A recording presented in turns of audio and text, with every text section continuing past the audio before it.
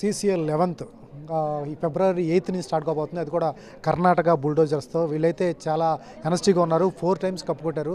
5th time cup మాదే అంటున్నారు. So మనతో పాటు సామ్రాట్ ఉన్నారు. సామ్రాట్ నాడు తెలుసుకుందాం. Hi sir, 4 times cup కొట్టేసాం.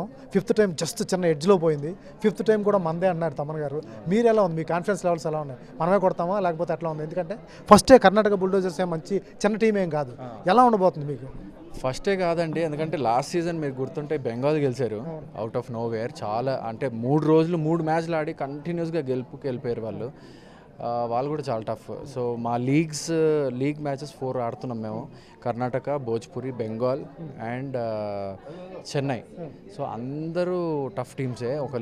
ఒక టేబుల్ అంతా టఫ్ టీమ్స్తోనే కొట్లాడుకుంటున్నాం మేము.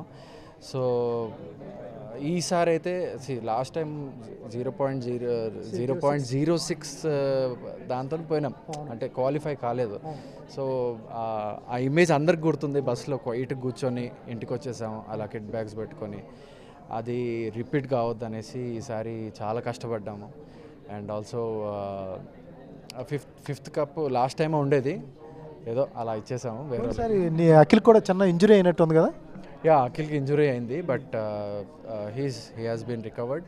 అండ్ ఈసారి కూడా చాలా కేర్ఫుల్గా మేము ప్రాక్టీస్ మ్యాచెస్ అన్నీ ఆడాము. అండ్ మా కోచెస్ కూడా టెక్నిక్స్ అవన్నీ బాగా నేర్పిస్తున్నారు. So with a different fire ఒక యుద్ధం చేయబోతున్నాం. మనలో ఉన్న స్ట్రెంత్ ఏంటి? ఎవరు చాలామంది నాకు తెలిసి ఆల్రౌండర్స్ చాలా ఎక్కువ మంది ఉన్నారు. 7 members 8 members ఆల్రౌండర్స్ ఎక్కువ ఉన్నారు. ఎట్లా ఉంది మన స్ట్రెంత్? ఎట్లా ఉంటుంది? ఆల్రౌండర్స్ అనేసరికి మీకు ఒకలాంటి పవర్ ఉంటుంది టీంలో.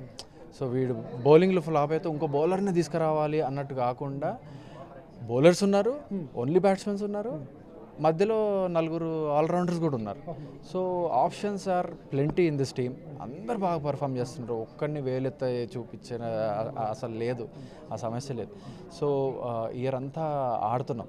లాస్ట్ ఓటమి తర్వాత ఆలోచించి, లేదు ఇట్లా కాదు, మనం టైం ఉన్నప్పుడల్లా సండేస్, వెడ్నెస్డేస్ ఒక డే ప్లాన్ చేసుకొని, నైట్ మ్యాచెస్ ప్లాన్ చేసుకొని అండర్ ద లైట్స్ ఆడదాము అనేసి మా తెలుగు వారియర్స్ గ్రూప్ ఉంటుంది ఒకటి.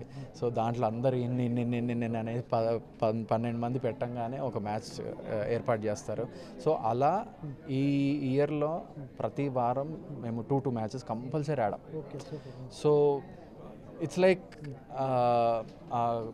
మెయిన్ ఫీల్డ్కి వెళ్ళంగానే ఆడియన్స్ కానీ డిస్టర్బెన్సెస్ ఉండవు. మాకు అలవాటు అయిపోయి ఉంది బేసిక్గా. So will be pumped up if the audience also encourages. So audience వస్తారు మన తెలుగు వాళ్ళే కాబట్టి, ఎక్కడన్నా మన తెలుగు వాళ్ళే ఉంటారు కాబట్టి డోకా లేదు. మీ టీంలో మీ ఫేవరెట్ ప్లేయర్?